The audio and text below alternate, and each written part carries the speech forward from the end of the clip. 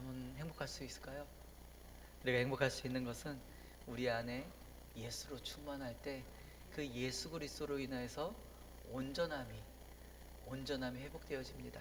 온전함은 하나님께서 인간을 만드셨을 때 주셨던 하나님의 온전한 사랑과 은혜와 행복과 평안함인 것입니다.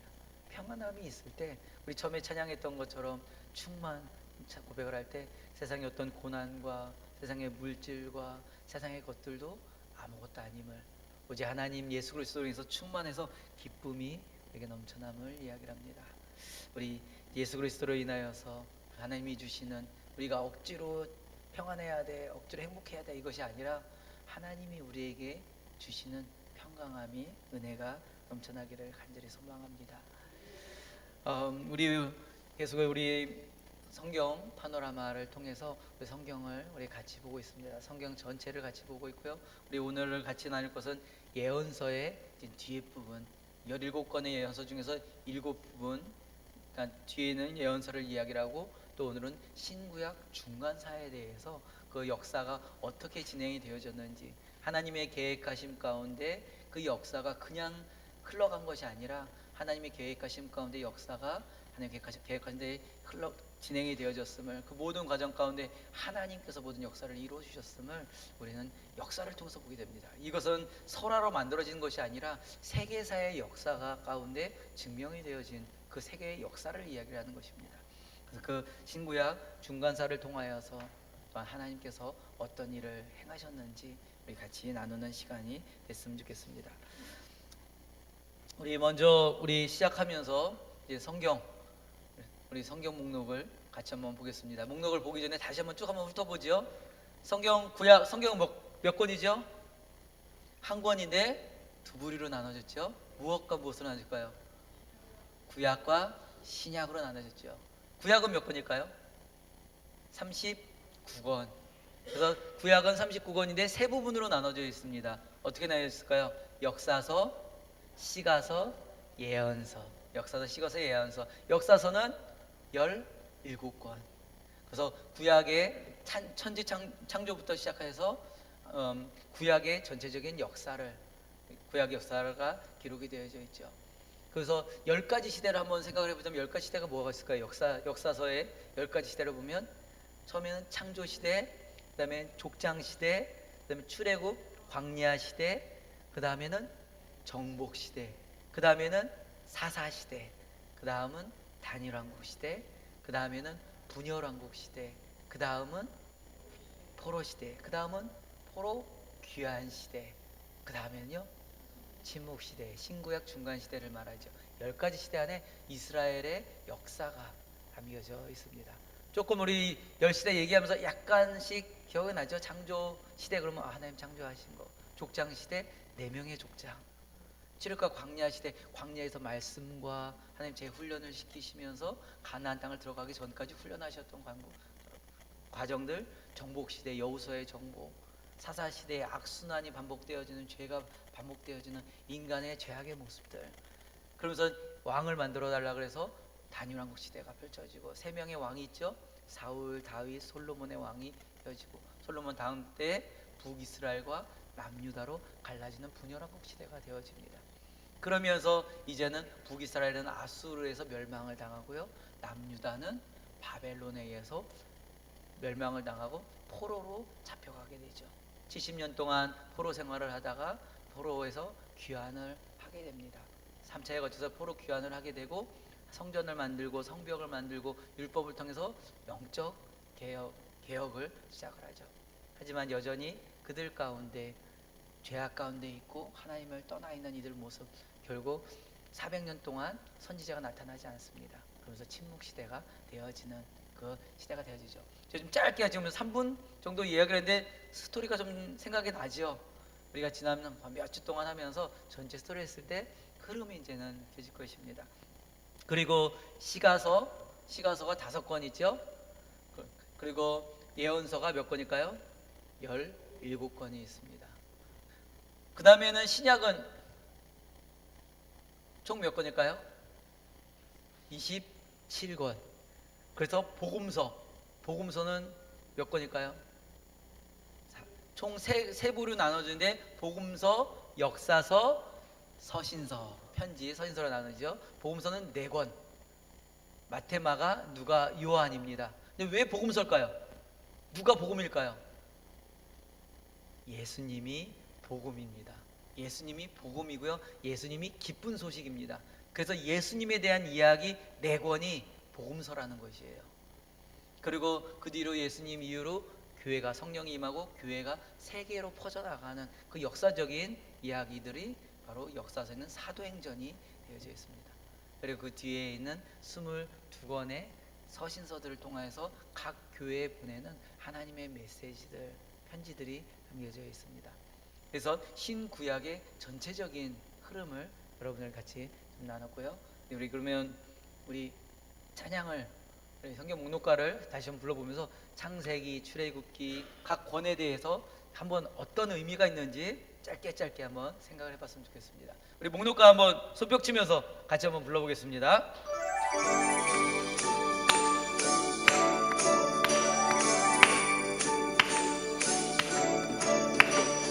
창세기, 출애굽기, 레위기, 신명기, 여호수아, 사사기, 사무엘상하, 열왕기상하, 역대상하, 에스라, 느헤미야, 에스라, 시편, 잠언, 전도서, 아가, 이사야, 예레미야, 에가, 에스라, 다니엘, 호세아, 요엘, 아모스, 오바댜, 요나, 미가, 나움, 하박, 스바냐, 학개, 스가랴, 말라기.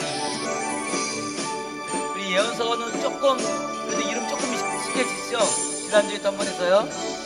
시작 들어갑니다. 안내, 마가, 누가, 요한, 사도행전, 로마서, 고린도전을, 갈라디아서, 에베소서, 빌립보서, 골로새, 데살로니가 전후서, 디모데전을, 디도서, 빌레몬, 이들, 야고보, 베드로전을, 요한을, 이상, 유다서, 요한계시록, 구약 39권에다 신약 27권으로 성경은 66권이라.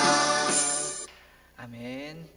자, 이제 성경을 이제는 좀 더 이제 외우면서 66권을 좀 외우고 좀 익숙해지는 시간이 됐으면 좋겠습니다. 우리 지난주에 우리 구약의 예언서에 대해서 같이 나눴습니다. 예언서의 이 앞에 있는 성경의 10권의 예언서에 대해서 같이 나눴었죠. 자, 예언서는 크게 3가지 기준에서 나눠집니다. 어떻게 나눠질까요? 처음에는 한 가지 기준으로 이렇게 나눠질 수 있는데 어떻게 나눠질까요? 예언서는 포로 이전, 그리고 포로 시대, 그 다음에 포로 이후로 나눠집니다. 그래서 포로 이전에는 또 2시대로 좀 나눠져요. 포로 시대 이전에는요. 어떤 거냐면 남유다하고 북이스라엘이 함께 있었던 시대, 그리고 북이스라엘 멸망한 다음에 남유다만 있었던 시대. 그래서 2시대로 좀 나눠지죠. 그래서 북이스라엘과 남유다가 함께 있었던 시대는 더 오래전 시대의 이야기고, 남유다만 있었던 시대는 그 북이스라엘이 멸망한 다음에 그 시대를 이야기를 합니다.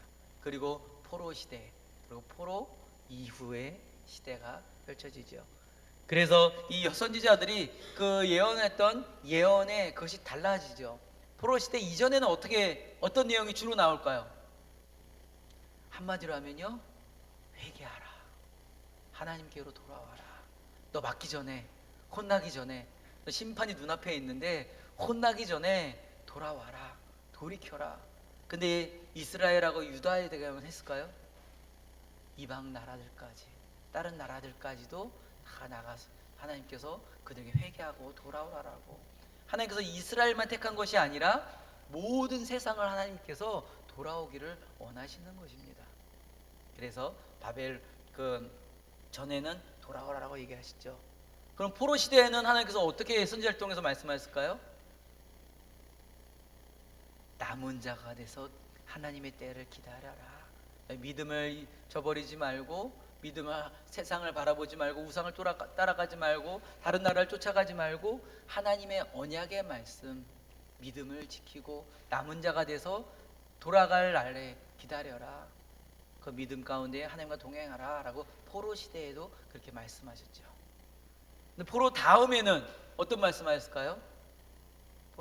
돌아와서 포로 귀환한 다음에는요, 다음에는 성전을 지어라, 성벽을 만들어라, 하나님의 말씀 율법을 통해서 여러분 개혁을 해라, 하나님 앞에 서라 라고 말씀하시는 거죠.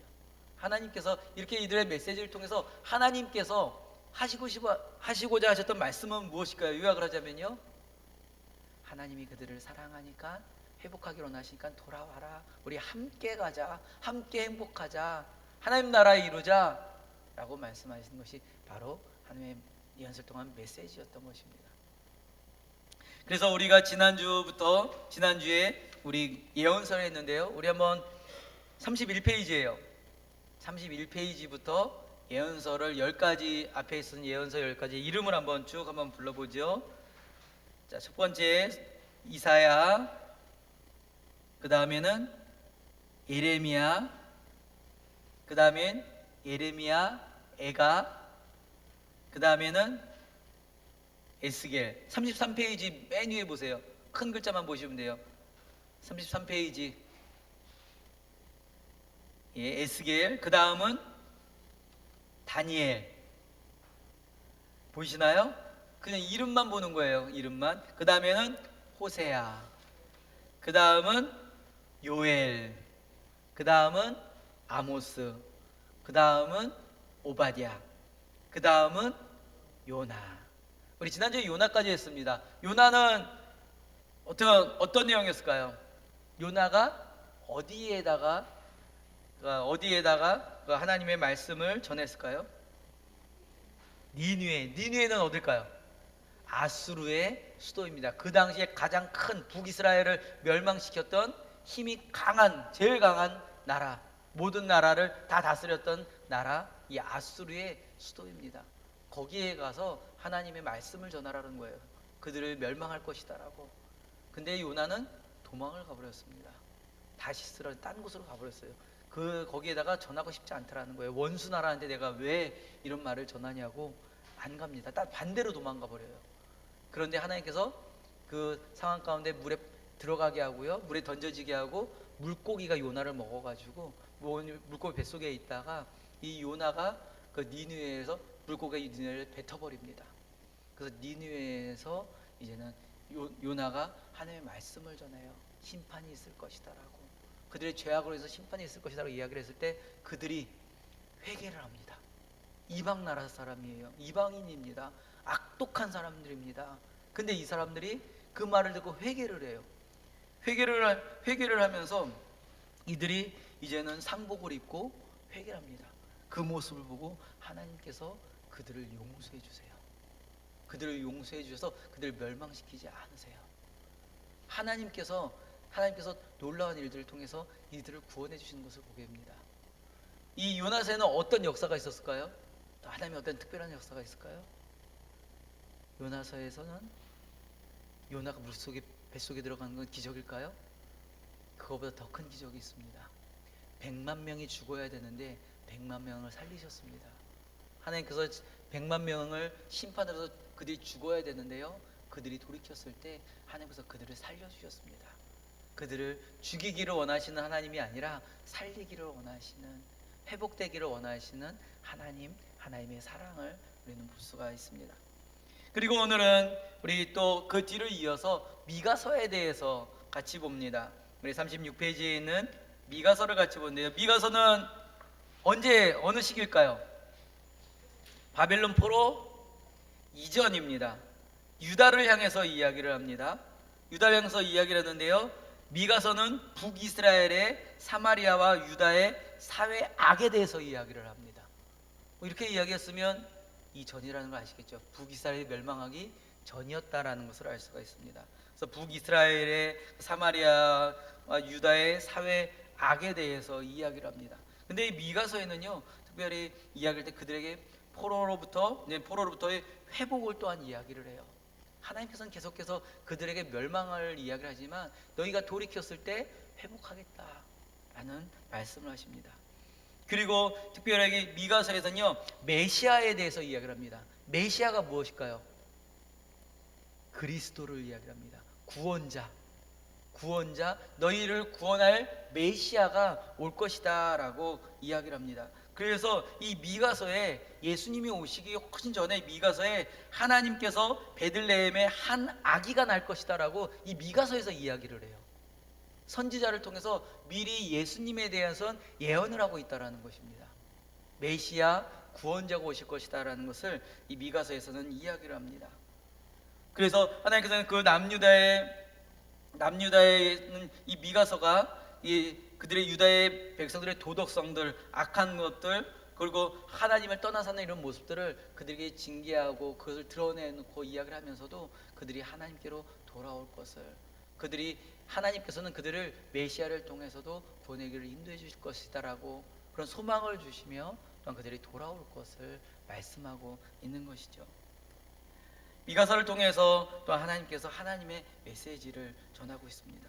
그리고 세상의 구세주가 되실 그 어린 아이가 베들레헴의 아이가 태어날 것이고 그 사람이 바로 세상의 구세주가 될 뿐만 아니라 모든 것의 주권자가 되신다라는 그런 말씀을 하십니다. 미가서에 이 예수님에 대해서 메시아 대방에 대해서 이야기를 합니다. 그 다음에는 어디일까요? 어디 말씀일까요? 나훔서입니다. 나훔서. 자, 나훔서는 바벨론 포로 이전인데요. 어디다가 했을까요? 니느웨. 니느웨는 어디였었죠? 아수르의 수도였는데 좀 전에 어느 선지자가 얘기했죠? 니느웨에다가 요나. 안 가려고 다시스로 도망간 요나. 근데 가서 또 했을까요? 나홈이? 요나가 가서 회개했는데 나홈이 가서 또 했을까요? 지금 이 나훔서가 있었을 때는요, 요나 선지자 이후에 100년 뒤예요. 100년 뒤에. 그래서 하나님께서 나훔 선지자를 통해서 그들의 악함과 극도의 우상 숭배하는 것과 그들의 잔인한 모습과 이 모습으로 해서 이 니느웨가 심판을 받을 것이다라고 말씀하세요. 100년 동안의 기회를 주셨어요. 그들에게 회개했고 그들이 돌아올 수 있는 기회를 주셨습니다. 그런데 그들이 여전히 그때만 반짝하고 그때만 회개하고 반짝했다가 또다시 죄악의 길로 가고 우상을 섬기고 더 극악무도한 행동들을 그 다른 나라들에게 취했던 이들의 모습들이 결국 하나님이 심판하실 것이다라고 말씀하세요. 그래서 니느웨를 나훔을 통해서 그들에게 이제 그들의 죄악을 해서 심판하실 것이라고 말씀하세요. 근데요, 이 아수르의 성이요, 앞에 여러분들 보이시죠? 저게 성곽이에요. 성곽인데요, 견고한 성곽으로 되어져 있어요. 어떠한 대적들도 그 성에 들어가지 못할 정도로 아주 견고한 성, 난국불락과 같은 그런 성이다라고 이야기를 해요. 절대 멸망하지 않을 것이다라고 이야기를 합니다. 그런데 이런 니느웨가 멸망을 해버립니다. 무너져 버려요. 하나님 앞에서는 아무리 견고한 성이라도 그들의 죄악은 무너질 수밖에 없다라는 거예요. 하나님의 전능하심과 하나님의 능력 앞에서는 무참히 무너질 수밖에 없다라는 걸 또한 보여주고 있습니다. 그래서 이 니느웨가 결국은 멸망을 해버립니다. 하나님의 기회를 주셨음에도 불구하고 깨닫지 못하고 돌아오지 못하고 있는 이들의 결국은 멸망일 수밖에 없다라는 것을 이야기를 해주고 있습니다. 다른 이방 나라임에도 불구하고 아주 포악한 나라임에도 불구하고 하나님께서는 그들에게도 계속 찾아가신다라는 거예요. 물론 니느웨 나훔서 그때는 니느웨가 멸망을 했지만 만약에 이때 이 니느웨가 회개를 했으면 어땠을까요? 제 생각에는 어쩌면 하나님께서는 또 다시 길을 주셨을 수도 있습니다. 그들 가운데 돌아오는 자들을 기다리신 하나님이시죠. 근데 이들은 그들의 완악함이 하나님을 떠나는 죄악으로 멸망하는 이들의 모습이었습니다. 그 다음에는 어딜까요? 하박국 선지자입니다. 하박국 선지자는 바벨론 포로 이전인데요, 유다를 향해서 선포를 합니다. 유다를 향해서 이제 선포를 하는데요, 어떤 이야기일까요? 이 하박국 선지자는 하나님과 대화하는 그런 모습입니다. 대화한 모습에 남왕국만 있을 때에 하박국 선지자가 남유다에 대해서 이야기를 합니다. 하나님 앞에 질문을 던져요. 하나님, 이 유다의 죄악상들과 도덕적으로 타락한 모습들, 이 모습을 어떻게 하면 좋습니까? 왜 하나님 가만히 계십니까? 이들을 왜 가만히 계시게 악한 것을 내버려 두십니까? 하나님 앞에 이런 질문을 하박국 선지자가 합니다. 그랬을 때 하나님께서는 이 하박국 선지자에게 가만두지 않을 거다. 지금 이웃 나라를 통해서 이들을 혼내줄 거다 라고 이야기를 합니다. 그랬을 때 하박국 선지자가 또 이야기를 해요. 그런데 하나님이 혼내셔야지 왜 저기 이방 나라들한테 하나님의 거룩한 백성을 혼내주십니까? 왜 저 나라를 통해서 왜 우리 선민들을 왜 혼내십니까? 또 질문을 하죠. 근데 하나님께서는 또 말씀하세요. 그들은 단지 도구로 사용되실 뿐이고 이웃 나라의 그 나라의 악함 역시도 그들이 심판을 받을 것이다 라고 말씀을 하세요. 하나님께서는 이 하박국 선지자는요, 인간성과 하나님의 주권에 대해서 이야기를 해요. 인간의 죄악된 모습들, 악한 모습에 대해서 하나님한테 여쭤보고요. 하지만 악인을 사용하고 이 모든 것을 심판하시고 모든 것을 다스리시는 분이 하나님이시다라는 것을 하나님께서는 말씀하세요. 그래서 하나님께서 바벨론을 세워 유다를 심판하실 것이다 라고 말씀하시는 것을 통해서 모든 것의 주권이 되시는 분, 모든 것을 이끄시는 분이 하나님이심을 말씀하고 있는 것입니다. 그것뿐만 아니라 하박국 선지자를 통해서는 분명히 자신이 행했던 것들에 대해서는 반드시 심판을 받을 것이다 라고, 심판대 앞에 쓸 것이다 라는 것에 대해서 말씀하고 있는 것입니다. 마찬가지로 하박국 선지자를 통해서 하나님께서는 유다 백성들의 그 모습들, 하나님과 떠나 있는 이들의 모습들을 책망하십니다. 그렇지만 다른 나라를 통해서 그들을 심판하시지만 그들의 죄악도 하나님께서 심판하실 것이며, 하나님의 거룩한 선민일지라도 그들의 죄악된 모습을 심판하신다라는 것입니다. 그들의 악에서 떠나 하나님을 바라볼 것을, 거룩하신 하나님을 바라보며 부정한 하나님 앞에 쓰임받을 것을 하박국 선지자는 이야기를 하고 있습니다. 그 다음에는 스바냐입니다. 스바냐에서 예언서에는 스바냐는 언제일까요? 바벨론 포로 이전입니다. 유다를 향해서 이제는 선포된 말씀입니다. 마찬가지로 유다의 부도덕함과 우상 숭배로 인해서 하나님의 심판이 있을 것이다라고 선포해요. 그들이 하나님의 심판이 있을 것이다라고 선포하는 이유가 무엇일까요? 너 이런 죄가 있어. 너가 너를 들여다봐야 돼. 하나님의 거룩하심의 거울을 비춰주고 있는 거예요. 그들에게 비춰주면서 너 이거 이렇게 묻었어. 죄악된 묻었어. 이것으로 인해서 너는 심판받을 거야 라고 이 선지자를 통해서 말씀하세요. 그런데 하나님께서는 또 스바냐를 통해서 하나님의 규례를 지키는 이스라엘의 남은 자는 심판의 날에 구원을 받을 것이다 라고 이야기해요. 하나님의 규례, 하나님의 말씀, 하나님과 함께 하는 남은 자들 다 남는다는 것이 아니에요. 말씀을 지키는, 환난 가운데 말씀을 지키고 그 남은 자들에게는 하나님의 심판날에 구원을 얻을 것이다 라고 이야기를 합니다. 그리고 유다 백성들이 바벨론에 끌려가기 직전에 스바냐 선지자는요, 구속받은 남은 자들이 돌아올 것이다 라고 이야기를 해요. 너네 그냥 끌려가서 끝나는 것이 아니라 너네 돌아올 거야. 돌아올 거니까 걱정하지 마 라고 이야기를 합니다. 그리고요, 스바냐 선지자를 통해서 3장 17절에 보면 이렇게 말씀하세요. 하나님께서 이스라엘 백성들에게 너네 악해, 너네 혼내줄 거야, 너네 멸망당할 거야 이렇게 말한 하나님께서요, 3장 17절에는 이렇게 말씀하세요. 우리 한번 같이 한번 읽어볼까요? 그러면 38페이지 위에 그림이 있죠. 38페이지 위에 그림 같이 있습니다. 시작. 너희 하나님 여호와가 너희 가운데 계시니 그는 구원을 베푸실 전능자시라. 그가 너로 인하여 기쁨을 이기지 못하여 하시며 너를 잠잠히 사랑하시며 너로 인하여 즐거이 부르며 기뻐하시리라. 지금 말도 안 듣고 죄를 범하고 있고 우상 섬기고 있고 도덕을 타락한 이스라엘 백성인데 하나님께서는 그들을 보면서 하나님이 너희 가운데 계시고 그는 구원을 베푸실 전능자시라. 그가 너로 인하여 기쁨을 이기지 못한다. 너로 인하여서 너를 잠잠히 사랑하시며 너로 인해서 즐거이 부르며 기뻐하신다. 사랑의 메시지를 보내고 있는 거예요. 하나님은 여전히 사랑하시고 여전히 그들과 함께 하시고 그들 보고 기뻐하기를 원하시고 그들과 함께 하신다라는 거예요. 그들이 하나님을 보지 않고 외면하고 하나님을 떠나 있고 온갖 부도덕한 행위를 할지라도 하나님께서는 여전히 기다리시고 또 하나님께서는 여전히 그들이 회복되기를 바라시고 하나님께로 돌아와서 하나님과 그 행복을 누리기를 원하신다라는 거예요. 여전히 사랑의 눈으로 바라보고 계시는 하나님의 사랑의 메시지를 보여주고 있습니다. 스바냐서를 통하여서 시온의 남은 자들이 구원을 받을 것이다. 우리 기쁨으로 하나님께서 그들을 바라본다라고 말씀하고 있는 것입니다. 이 심판의 메시지일까요?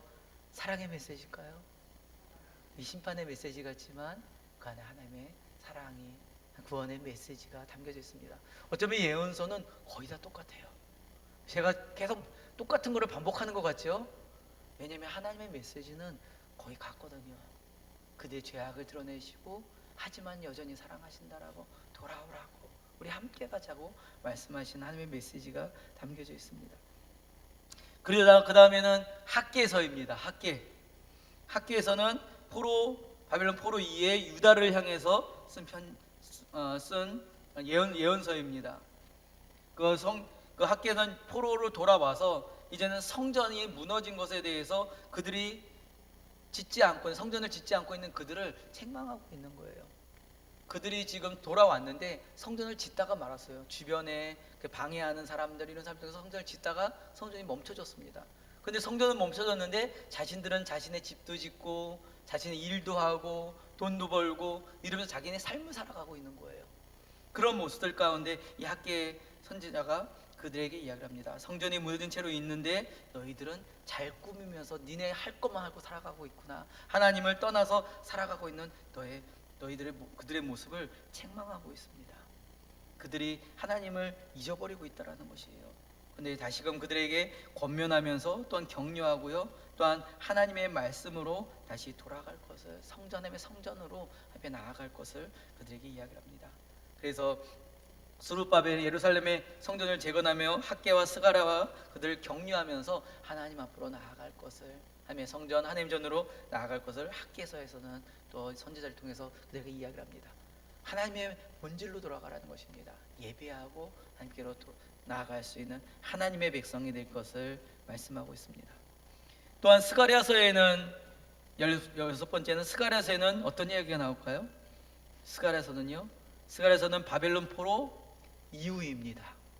유다를 향해서 쓴 예언입니다. 스가랴는 바벨론에서 돌아온 유대인들이 성전 건축에 대해서 환상과 상징적인 행동으로 권면하고 있다라고 이야기를 합니다. 그들에게 다시금 성전 가운데 예배하라고 또 다시 이야기를 하고 있는 것이에요. 그러면서 또 이야기하는 것이 있습니다. 메시아 왕국이 도래한다. 메시아가 오실 것이다라고 또 얘기를 합니다. 스가랴를 통하여서 또한 하나님이 예수님이 다시 이 땅에 오실 것이다. 2번 오실 것이다라고 이야기를 합니다. 첫 번째는 초림, 예수님께서 이 땅에 오셔가지고 이제는 구원의 길을 가시는 십자가의 길을 가시는 처음에 이 땅에 오시는 초림이 있고요. 그 다음에는 나중에 다시 오시면 재림하시면서 심판을 하시는 때가 올 것이다라고 말씀하고 있는 거죠. 그리고 스가랴서에서는요, 이 성전이 재건이 되는데요, 솔로몬 성전보다는 크지는 않아요. 화려하지는 않지만 작을지라도 그곳에 하나님의 영광이 있을 것이다라고 이야기합니다. 성전은 큰 것이 중요한 것이 아니에요. 성전은 하나님이 함께 하시는, 하나님이 거하시는 하나님의 집이 되어야 되는 것입니다. 그런데 이 성전이 솔로몬보다는 작을지라도 그곳에 하나님의 영광이 임할 것이다라고 말씀하시는 것입니다. 그리고 이제는 마지막 예언서에는 말라기입니다. 말라기는 바벨론 포로 이후에 유다에게 보낸 예언인데요.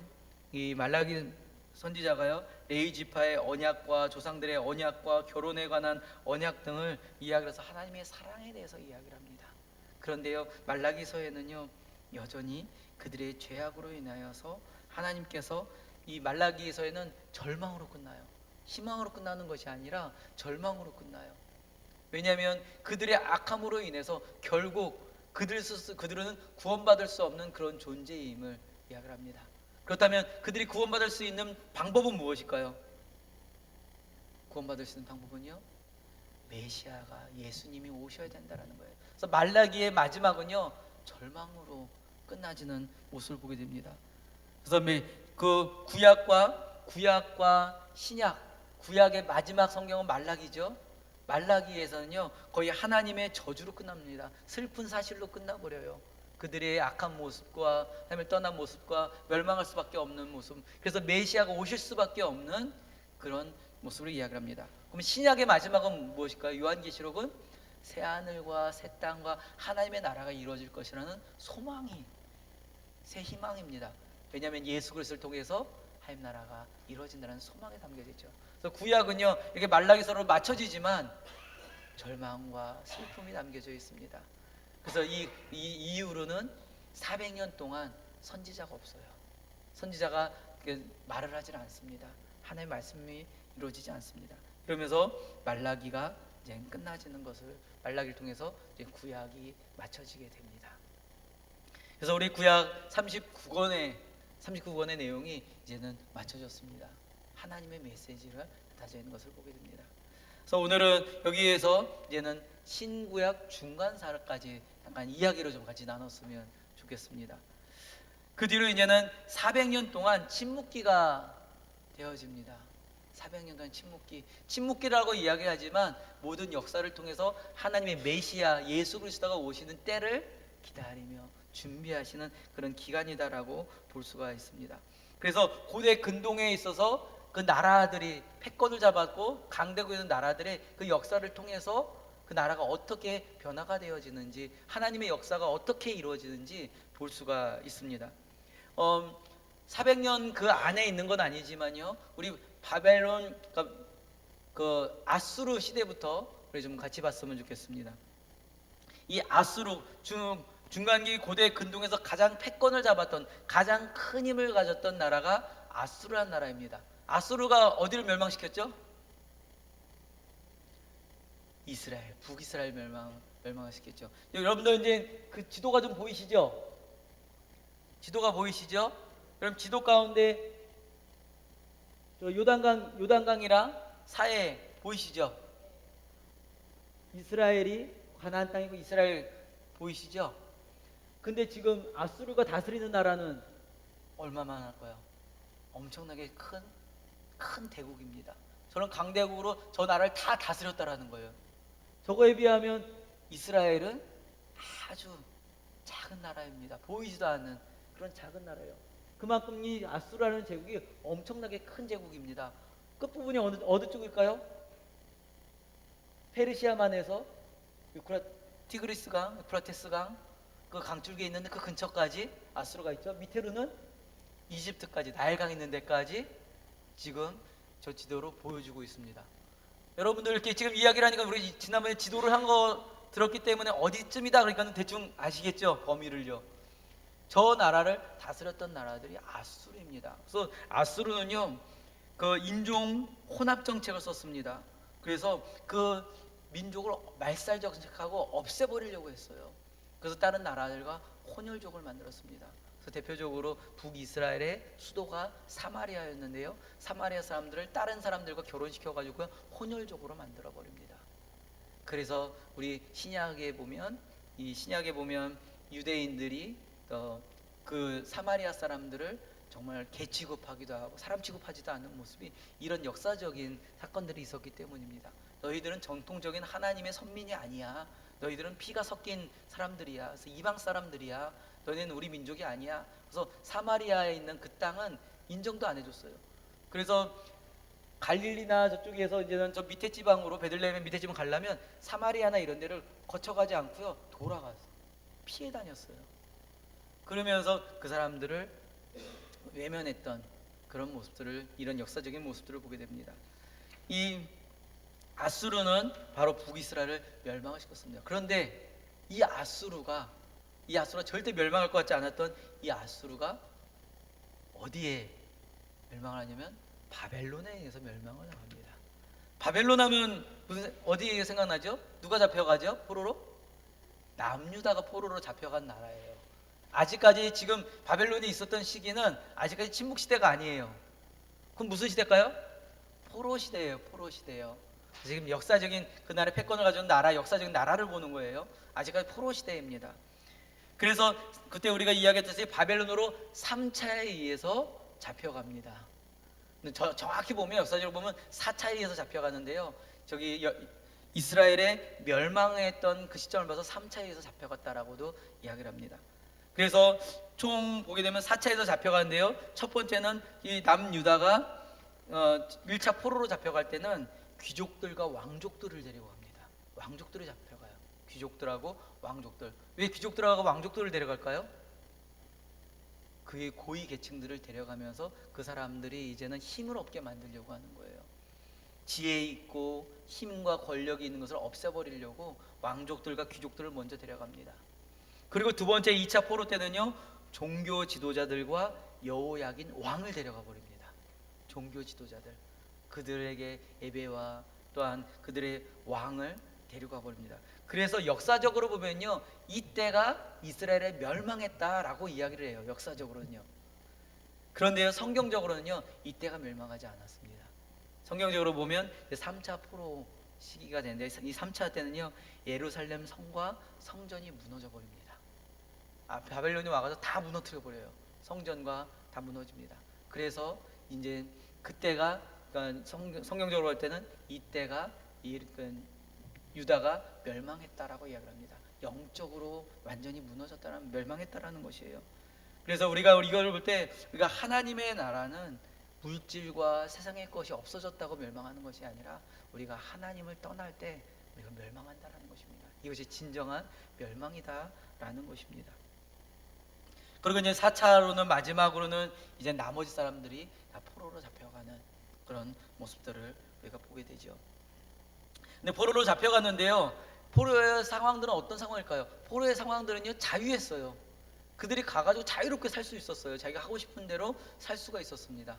단 하나만 못했어요. 뭘 못했을까요? 예배를 못 드렸어요. 제사를 못 드렸습니다. 예배는 금지를 시켰습니다. 그래서 그들은 자유는 있었지만 예배는 드리지 못했던 그런 모습이었습니다. 그런데 유대인들이 자치적인 예배를 드리게 됩니다.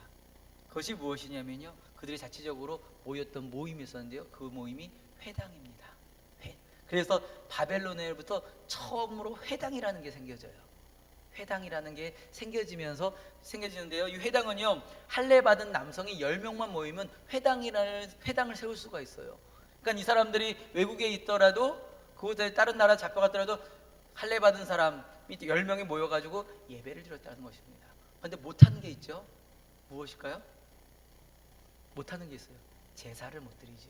제단이 없기 때문에 제사를 못 드립니다. 그래서 이들은 말씀과 기도로, 그렇지만 회당에 모여서 그들의 믿음을 지키는 사람들이 있었다라는 것입니다.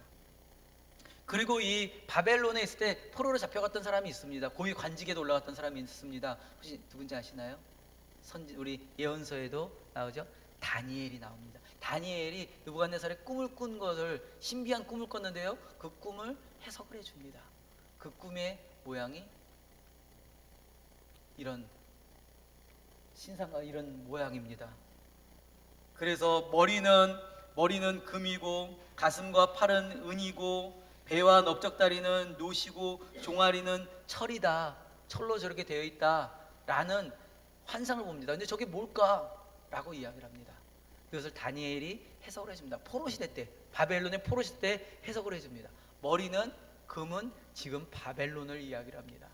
근데 영원할 것 같았던 이 바벨론이 결국 멸망을 당하는데, 페르시아에 의해서, 지금 몸에 가슴과 팔은 은으로 되어 있는 것을 바로 페르시아에 의해서 멸망을 당할 것이고, 배와 넓적다리는 노시인데 그리스를 이야기를 합니다. 그리스에서 멸망을 당할 것이고, 종아리는 철인데 바로 로마를 이야기를 합니다. 그래서 미래에 대한 세계적인 역사에 대해서 이 다니엘이 앞으로 일어날 것에 대해서 예언을 합니다. 그 환상을 해석을 해주는 것을 보게 되죠. 그래서 다니엘 시대, 포로 시대 때 하나님께서 말씀하셨던 그 역사적 내용이 그 뒤에 수백 년에 걸쳐서 그 역사가 이루어지는 것이 보여집니다. 그래서 신구약 중간사에 그 역사가 이루어진다라는 것입니다. 이 다니엘의 이 환상에 대해서 해석했던 것이 이제 이 바벨론이 페르시아에서 이제 멸망을 당합니다. 절대 멸망받을 것 같지 않은 그런 나라입니다. 그런데 이 바벨론이 멸망을 당하면서 이제는 페르시아가 또다시 강대국이 되어버립니다. 굉장히 더 넓어졌죠. 저 뒤에까지 더 가버렸습니다. 저 뒤에 있는 아시아 있는 데까지 굉장히 넓은 지역까지 지금 페르시아가 다 세계를 장악을 하고 있어요. 장악을 하고 있는데 페르시아는 정책이 있습니다. 무슨 정책이냐면 너희는 너네 나라로 돌아가서 살아라 라는 거예요. 그렇다면 바벨론에 포로로 잡혀 있었던 이들, 페르시아가 바벨론까지 다 점령을 했어요. 그 안에 유대인들이 있었죠. 그러면 이들에게 페르시아 고레스 왕이 너희는 너네 나라로 돌아가도 된다 라는 명령을 합니다. 이때가 이들이 포로로 잡혀온 지 70년 되는 해입니다. 하나님께서 이들에게 말씀하시고 약속하셨던 70년 뒤에 남은 자들이 돌아올 것이다 라는 그 때를 이야기하는 것이에요. 70년이 돼서 페르시아가 세계를 다스리면서 고레스 왕이 되면서 너희는 너희 나라로 돌아가도 좋다라고 하면서 포로 귀환이 되어집니다. 하나님이 이 역사까지도 사용을 하시는 거예요. 다른 나라까지 사용하셔서 하나님의 약속 70년 동안 지금 돌아온다는 약속을 지키시고 계신 거예요. 그래서 그들이 돌아와가지고 3차에 거쳐서 돌아와서 성전과 성벽과 그걸 재건하고요, 말씀으로 이들이 돌아오고 말씀을 재건을 합니다. 그런데 이 페르시아가 이게 큰 나라죠. 이 큰 나라가 어떻게 멸망하겠어요? 근데 이 큰 나라가 이 존속하는 동안에 19번의 반란이 일어납니다. 자체 반란 안에서 쿠데타들이 일어나지는 거예요. 그러면서 이 페르시아가 그리스한테 멸망을 당해요. 여러분, 그리스가 얼마나 할까요? 그리스가, 여러분, 여기가 그리스예요. 보이시나요? 여기가 그리스예요. 여기가 그리스예요. 여기랑 싸우는데 누가 이기겠어요? 여기하고 이만큼이 싸우는데 이거는 사람과 개미하고 싸우는 거예요. 그것보다도 더. 근데 누가 이기겠어요? 어떻게 이겨요 저거를요? 싸움이 안 되는 거예요. 그런데 이 페르시아가 이 그리스한테 멸망을 당합니다. 그리스한테 어떻게 요만한 나라한테 그 큰 나라가 어떻게 질 수가 있을까요? 그런데 하나님의 다니엘에 하셨던 하나님의 역사가 이루어지고 있다는 거예요. 그리스에 멸망을 당해버립니다. 그리스에 멸망을 당하면서 이 페르시아가 그리스의 존속이 돼버려요.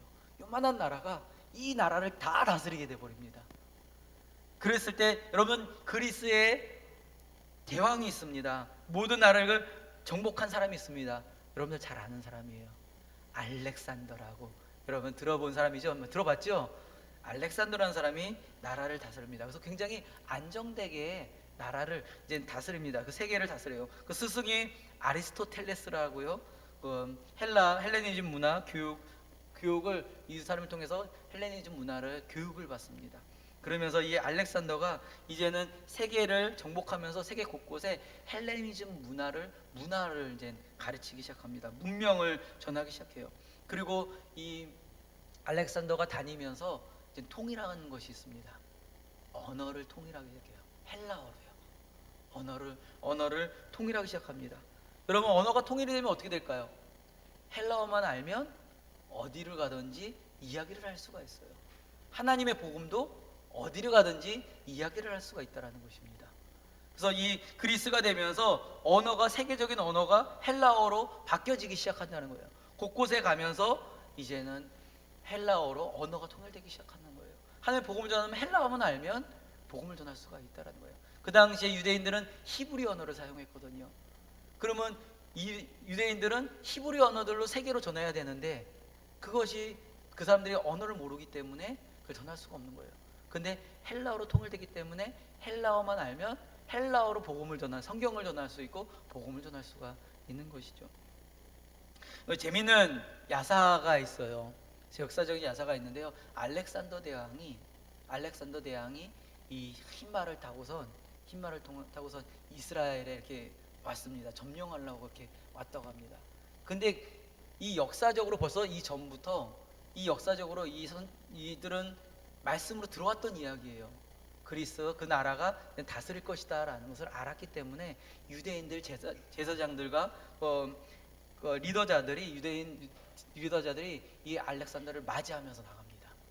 맞이하면서 나가요. 나가니까는 이 사람들 앞에 서죠. 지도자들이. 그러면서 이야기를 합니다. 당신은 우리의 신이 벌써 준비한 사람입니다. 당신이 세계를 다스릴 것입니다 라고 이야기를 했대요. 알렉산더가 얼마나 기분이 좋을까요? 처음 보는 사람들, 어떤 나라 사람들이 리더를 다 와가지고 당신이 세계를 다스릴 것입니다 라고 하면 얼마나 기분이 좋아요. 그래서 유대는요 피 하나 안 흘리고선 정복을 했대요. 알렉산더가요. 속속이 된 거죠. 그런데 알렉산더가 세계를 다니면서 유대인들을 데리고 다녔대요. 데리고 다니고 그 사람들을 그곳에서 이제는 직위를 주면서 정착을 하게 했다고 합니다. 근데 이 유대인들이 가서 만들었던 것이 무엇일까요? 갖고서 곳곳에 가가지고선 알렉산더가 이 지금 그리스 저 다니면서 곳곳에 가면서 지금 유대인들을 데리고 다녔는데 유대인들이 만든 것이 무엇일까요? 회당, 예배하는 곳으로 만들었다라는 거예요. 그래서 예수님과 바울이 어느 나라에서 전도하러 가면 가장 먼저 찾아간 곳이 회당을 찾아간 거예요. 왜냐면 거기 가면 예배하는 곳, 거기서 말씀을 볼 수 있기 때문에 예배가 되어졌던 거예요. 그리고 유대인들이 가난한 사람들이 아니에요. 지위가 있던 사람들입니다. 가서 은행 같은 것을 만들었던 거예요. 그러다 보니까 거기에서 정치적으로 귀부인들이나 귀족들이 회당으로 많이 몰리게 되어지는 거예요.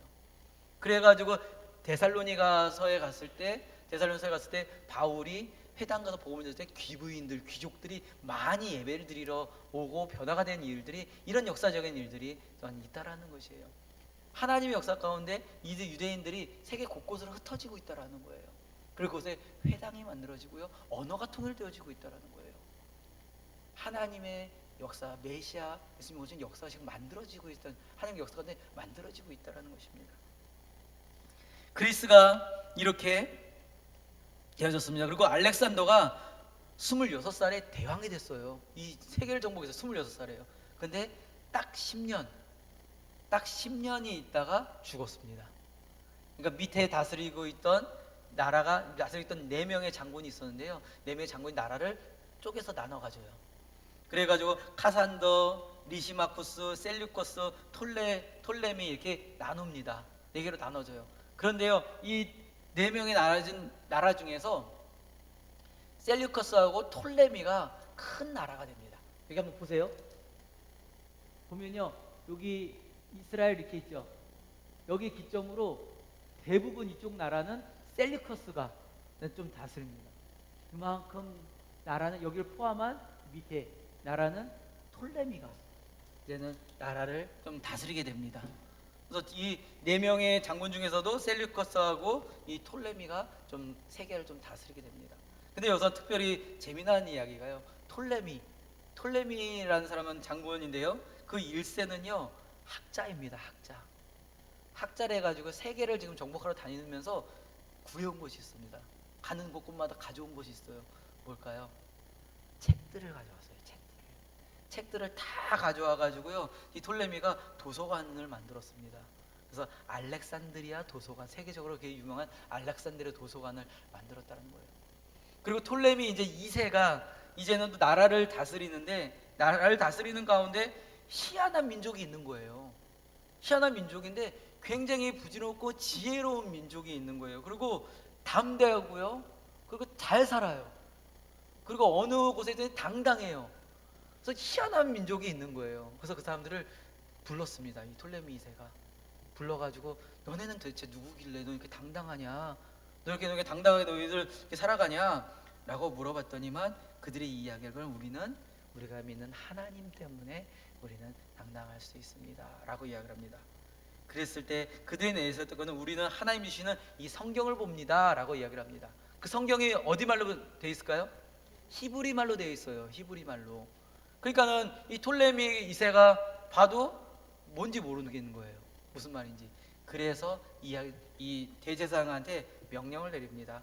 너네들 히브리어를 헬라어로 번역해라. 그래가지고선 대제사장이 각 지파에 6명씩 와라. 라고 이야기를 합니다. 뽑아가지고 6명씩 와라 그래가지고선 그들이 해석을 하게 했는데요, 6명씩 하면 72명이죠. 근데 2명은 어디서 사라졌어요. 그래서 70명만 옵니다. 그래서 70명이 각각 곳으로 가가지고 그 성경을 해석을 해요.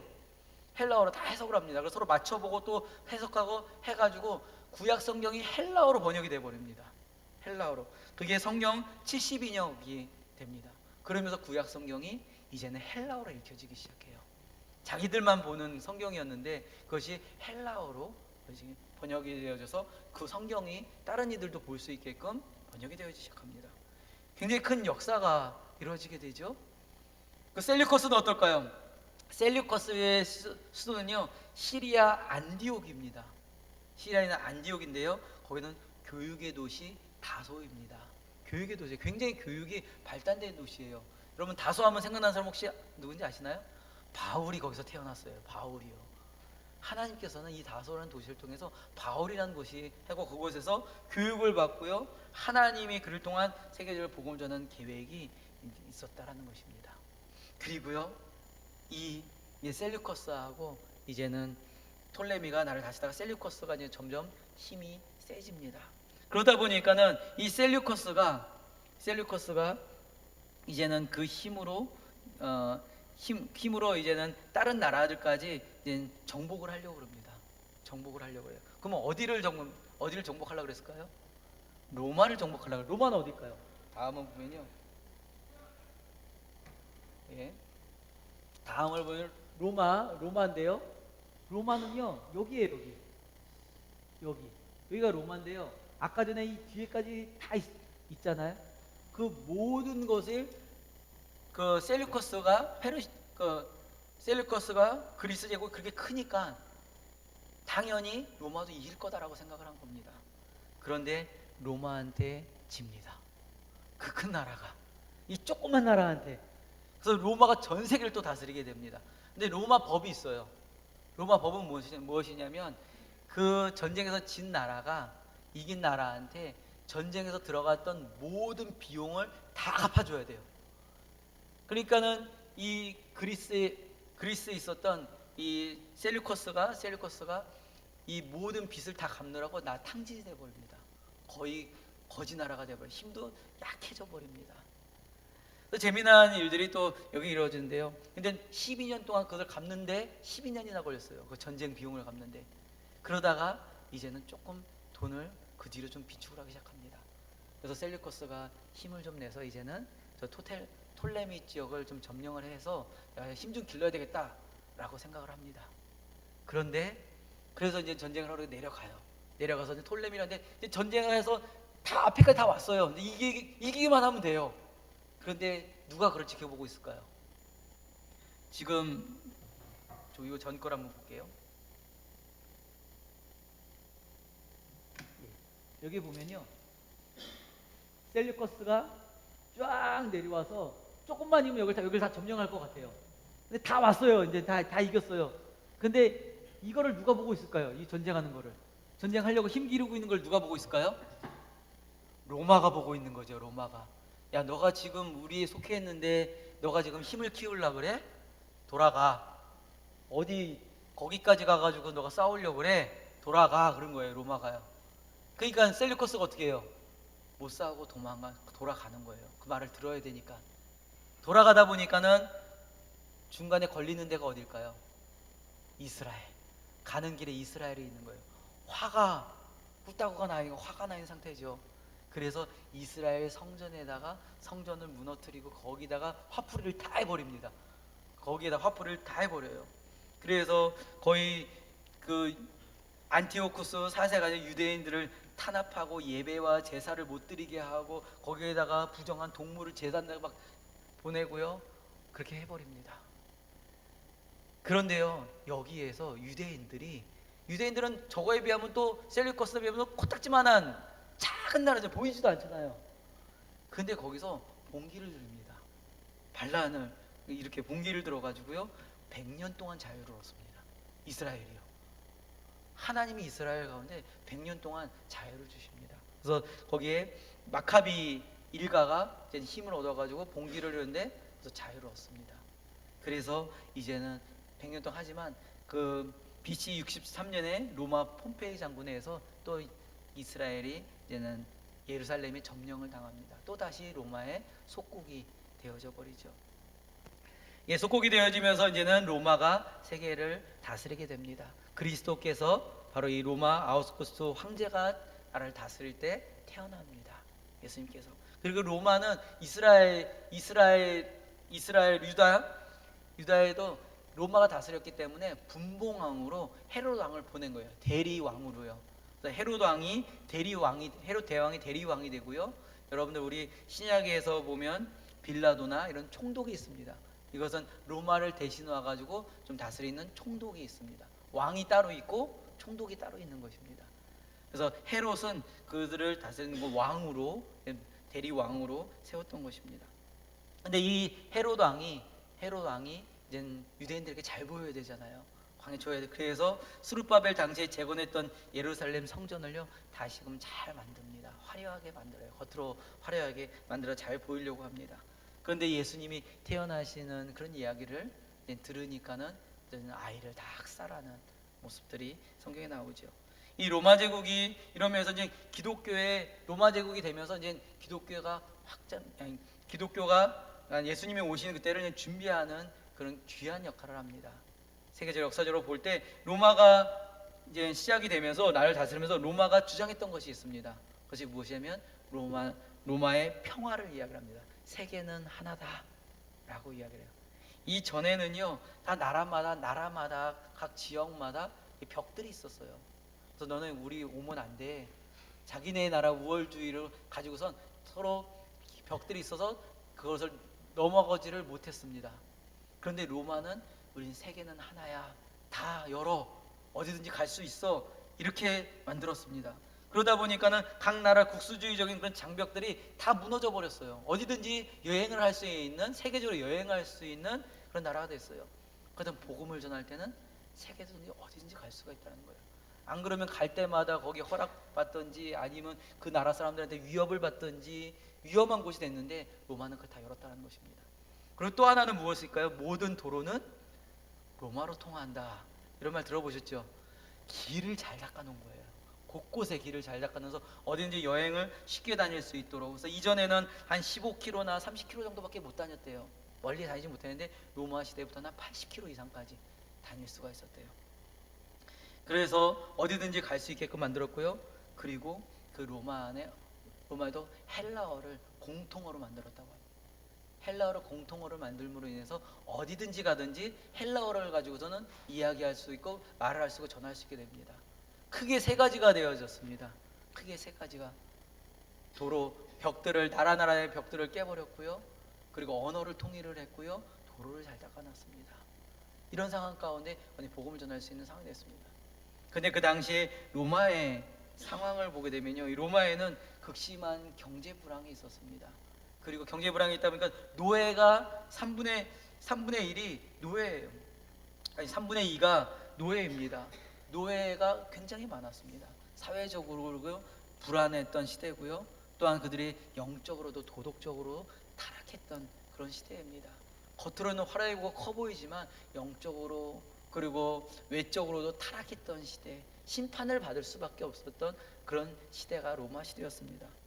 우상 숭배하고 짐승 숭배하고 영적으로 타락했던 그런 시대였습니다. 뿐만 아니라 유대인 역시도 신앙도 그들이 겉으로 보여주기 위한 신앙, 그리고 그들이 가지고 있는 거칠에만 보여줬던 그런 신앙이 되어졌던 것입니다. 영적으로 타락해져 있던 하나님의 선민이라고 말했던 이들조차도 온전히 하나님의 복음을 전하지 못하고 있는, 말 그대로 죄로 인해서 멸망을 당할 수밖에 없는, 패망할 수밖에 없는 그런 시대, 나라는 부강해 보이지만 그런 시대가 로마 그 당시 시대였다라는 것입니다. 이때 예수님께서 오신 것입니다. 만약에 예수님께서 100년 전에 이 로마 전 100년 전에만 오셨어도 예수님께서는 굉장히 힘드셨을 거예요. 세계 다니면서 각국의 언어를 배워가면서 다녔어야 됐고요. 어디 다니려면 힘들게 다니셨어야 되고요. 굉장히 어렵게, 사도 바울이 복음을 전할 때 각 나라마다 너무 어려웠을 거예요. 그런데 하나님의 봄의 역사가, 메시아가 이 땅에 오신 것을 준비했던 시간들이 이 중간 시대였다는 것입니다.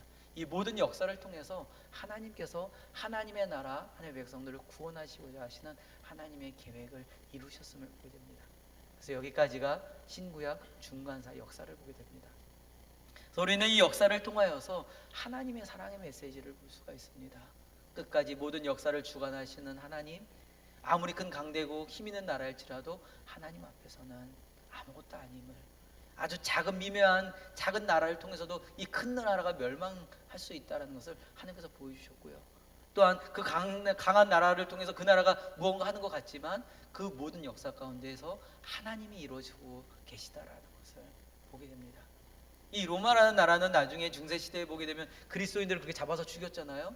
근데 그런 로마가 나중에 기독교 국가가 되어버립니다. 하나님의 역사는 굉장히 오묘합니다. 하나님께서 그렇게 하나님의 복음을 위해서 사용하시는, 하나님의 나라, 하나님의 백성들을 구원하시기 위한 하나님의 계획하심과 사랑하심을 우리는 역사를 통해서 볼 수가 있습니다. 우리가 또한 우리 모든 역사 가운데 함께 하시는 하나님, 또한 그 가운데서 그 역사 가운데 하나님의 나라 백성들을 구원하시기를 원하시는 하나님의 은혜, 사랑을 깨달을 수 있는 그 사랑 가운데 거할 수 있는 우리가 여러분과 제가 되기를 간절히 소망합니다. 우리 신구약 중간사까지 같이 우리 오늘은 말씀을 나눴습니다.